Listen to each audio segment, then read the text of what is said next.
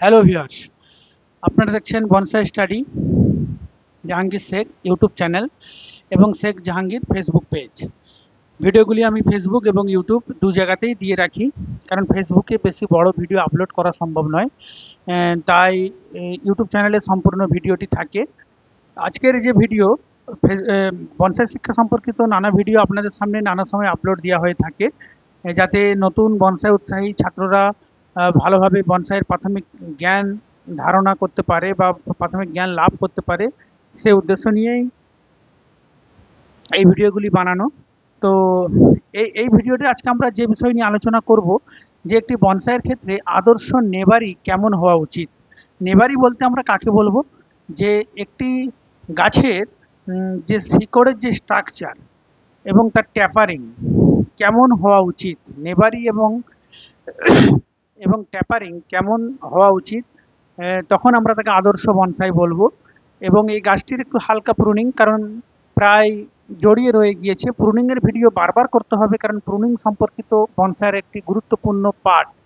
তো আজকের এই ভিডিওর মূল উদ্দেশ্য যে বিষয় নিয়ে বলা হবে তা হলো নেবারি। নেবারি আমরা কোন অংশটাকে বলবো, আপনারা ভালো করে মন দিয়ে শুনুন। যেমন এই যে ধরুন, এই বনসাইয়ের এই গাছের এই যে শিকড়ের যে স্ট্রাকচার, এই স্ট্রাকচারটাকে আমরা নেবারি বলি। নেবারি আমরা আমাদের একটি আদর্শ বনসাইয়ের নেবারি কেমন হওয়া উচিত তা আমাদেরকে কিন্তু মাথায় রাখতে হবে। তখনই কিন্তু আপনার বনসাইটা সৌন্দর্যময় হবে। এই বনসাইয়ের নেবারিটি লক্ষ্য করুন, প্রায় এর যে শিকড়গুলি রয়েছে, শিকড়ের যে স্ট্রাকচার রয়েছে, আপনাদেরকে যেটা মাথায় রাখতে হবে, কোনো শিকড় যেন কোনো শিকড়কে ক্রস না করে। প্রত্যেকটা শিকড় আলাদা আলাদাভাবে, যেমন ধরুন এখান থেকে একটা মূল শিকড় বাড়িয়ে এসেছে এবং এখান থেকে এখান থেকে এখান থেকে প্রত্যেকটা শিকড়ের সঙ্গে প্রত্যেকটা শিকড়ের কিন্তু কোনো ক্রসিং নেই, ক্রসিং রাখা যাবে না। এবং শিকড়ের স্ট্রাকচারটা হাঁসের পা, মানে হাঁস যে হয় ডিইউসিকে ডাক, মানে সেই যে হাঁস, সেই হাঁসের পাতি হাঁস যে আছে তার যে পায়ের পাতা, সেই রকম পাতার মতো বিছিয়ে রাখতে হবে, যেন কোনো শিকড় কোনো শিকড়কে ক্রস না করে। এই বিষয়টা কিন্তু আপনাদেরকে নেবারির ক্ষেত্রে মাথায় রাখতে হবে। আমার এই গাছটিতে আপনারা লক্ষ্য করলে পরিষ্কার বুঝতে পারবেন, কোনো শিকড় কোনো শিকড়কে ক্রস করেনি। এটি একটি ব্যাপার। আর গাছটির ট্যাপারিং কেমন হওয়া উচিত? ট্যাপারিং বলতে আমরা যেটাকে বুঝি, যে গাছটির গঠন, গাছটির কান, মানে গোড়া যতটা মোটা হবে উপর দিকে ঠিক ততটাই সরু হয়ে যাবে। এই গাছটি লক্ষ্য করুন, এখানে যতটা মোটা হয়েছে উপর দিকটা কিন্তু অতটাই, এই অনুপাতে কিন্তু অনেকটাই সরু রয়েছে। এই বিষয়টা কিন্তু ট্যাপারিং এর ক্ষেত্রে আপনাদের কিন্তু মাথায় রাখতে হবে। এবং এই যে ডালপালাগুলো, এই ডালপালাগুলোকে আপনাদেরকে বারে বারে প্রুনিং করে এমন সুন্দর করে নিতে হবে, যাতে একটি পাখি এসে এখানে বুঝলে তার যেন ডানা উপরের ডালে না লাগে। এই বিষয়গুলো কিন্তু আমাদেরকে মাথায় রাখতে হবে। তো এই গাছটিকে আমি একটু হালকাভাবে প্রুনিং করে নিচ্ছি, তারপরে আপনাদের সামনে আবার ভিডিওটি দেখাচ্ছি যে একটা স্টেপের সঙ্গে আরেকটা স্টেপের কতটা ডিফারেন্স বা কতটা গ্যাপ রাখা উচিত, সেই বিষয়টা কিন্তু আমাদেরকে কিন্তু মাথায় রাখতে হবে। তো বনসাই শিক্ষামূলক এই ধরনের শিক্ষামূলক ভিডিও পেতে গেলে আপনাদেরকে ভিডিওটা ভালো লাগলে আপনারা অবশ্যই লাইক কমেন্ট করবেন, এবং যারা নতুন বনসাই উৎসাহী ছাত্র তাদের কাছে আপনারা শেয়ার করে দিবেন। কারণ অনেকে নতুন নতুন বনসাই শিখছেন কিন্তু আমার ফ্রেন্ড লিস্টে নেই, তারা হয়তো বুঝতে পারে না। তাই যারা বনসাই শিখছেন আপনাদের আত্মীয় পরিজন পরিচিতি সবাইকে আপনারা শেয়ার করে দিবেন, যাতে ভিডিওগুলি আরও বহু মানুষের কাছে যায় এবং প্রচুর মানুষ এই শিক্ষাতে আরও যেন এগিয়ে আসে, বনসাই শিক্ষার আলো দূর দূরান্তে ছড়িয়ে পড়বে। এই আশা, এই আকাঙ্ক্ষা রেখেই এই ভিডিওগুলো করার কিন্তু মূল উদ্দেশ্য। একটু হালকা করে প্রুনিং করে নিব, হাড় প্রুনিং কিছুদিন আগে করেছিলাম, নতুন পাতা এসেছে, কিন্তু আপনাদেরকে স্টেপগুলো কিন্তু একদম পুরো ক্লিয়ার রাখতে হবে। যদি স্টেপগুলো ক্লিয়ার না রাখেন তাহলে কিন্তু আপনার মানে বনসাইয়ের সৌন্দর্য কিন্তু নষ্ট হবে। এই ব্যাপারটাকে পুরো মাথায় রেখে একটা স্টেপের সঙ্গে আরেকটা স্টেপ যেন কোনো মতেই জড়িয়ে না যায়। লক্ষ্য করুন, আমি প্রুনিংটা করে নিচ্ছি। করে নেবার পর আপনাদের সামনে পুরো ভিডিও, মানে পুরো গাছটার ছবিটা আরেকবার দেখাবো।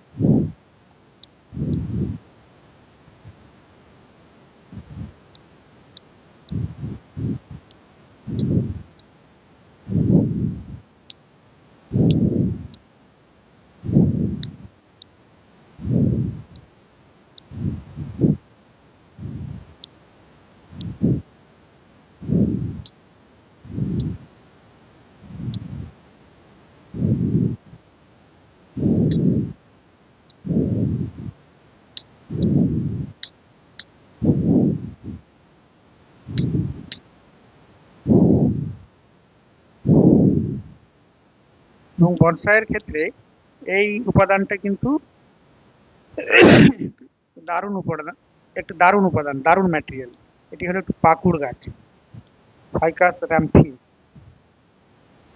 আপনারা যারা ফাইকাস রিলিজিওসা অর্থাৎ অশ্বত্থ গাছের পিছনে ছুটেন তাদেরকে বলবো অশ্বত্থ গাছের বনসাই করবেন, কিন্তু পাকুড় ম্যাটেরিয়ালটা হলো বনসাইয়ের জন্য একটি দারুণ ম্যাটেরিয়াল।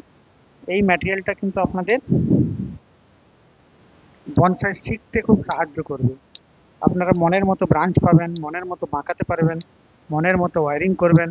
নষ্ট হয়ে গেলেও কমা গাছ হিসাবে মন খারাপ করা যাবে না। যদি ওয়ারিং করতে যে একটা ডাল ভেঙে ফেলেন, আবার আপনি পাকুড় গাছের সাপ্লাই পেয়ে যাবেন। কিন্তু একটি দামি গাছে যদি আপনি ওয়ারিং শুরু করেন, কোনো কারণে ভেঙে গেলে আপনার মনটা অতিরিক্ত খারাপ হয়ে যাবে। কিন্তু পাকুড় গাছে আপনার ওয়ারিং ভেঙেও যায়, আপনার মন খারাপ হবে না। চলো ঠিক আছে, পাকুড় গাছ আবার আমি জোগাড় করে নিই। পাকুড় গাছটা আপনারা কিন্তু ছাড়বেন না। সবাই কিন্তু পাকুড় গাছ বনসাইয়ের জন্য একটি দারুণ গাছ। যারা নতুনভাবে বনসাই শিখছেন, বিভিন্ন ভঙ্গিমার হাত রপ্ত করবার জন্য আপনাদেরকে পাকুড় গাছকে কখনো ছাড়া চলবে না। পাকুড় গাছকে একদম পুরা নিয়েই আপনাদেরকে বনসাইটা শিখে নিতে হবে।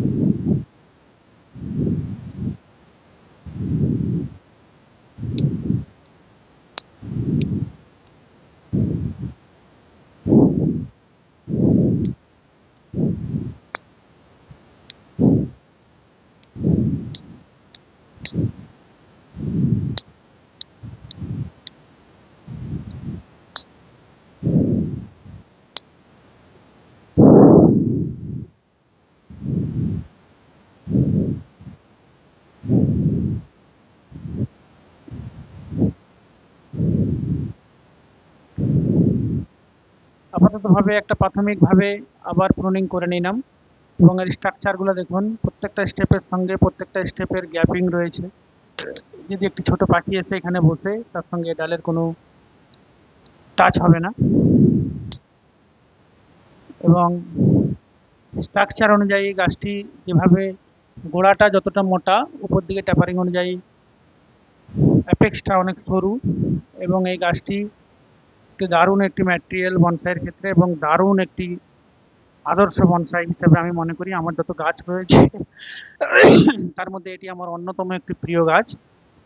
এবং এর যে রুট, এরিয়াল রুট যেগুলো নেওয়া হয়েছে, এটি এর গোড়াগুলো আপনাদেরকে মাঝে মাঝে কেটে রাখতে হবে। যদি না কেটে রাখেন তাহলে এ কিন্তু অনেক মোটা হয়ে যাবে। অনেক মোটা হয়ে গেলে ফের এই জায়গাটা একটু রিভার্স ট্যাপারের টাইপের দেখা দিবে।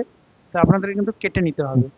তো আশা করি সবাই বুঝতে পেরেছেন আজকের ভিডিও, নেবারি বিষয়ক ভিডিও।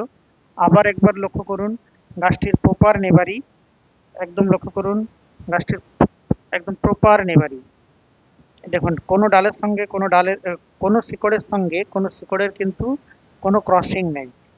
এটি যেমন মূল শিকড় বাড়িয়ে গেছে, এটা মূল শিকড় বাড়িয়ে গেছে, এখান থেকে এগুলো ছোট ছোট শিকড় বাড়িয়েছে, কিন্তু এবং একদম হাতের পায়ের পাতার মতো এটি বেছানো রয়েছে। এটি আজকের যে মূল বিষয় নেবারি বিষয় নিয়ে। তাই আপনাদেরকে সে অনুরোধ, আপনারা এই ধরনের ভিডিও পেতে পেজটিকে অবশ্যই ফলো দিয়ে রাখবেন, যাতে আগামীতে এই ধরনের ভিডিও আপনাদের সামনে আবার তুলে ধরতে পারি। ধন্যবাদ, সবাই ভালো থাকবেন।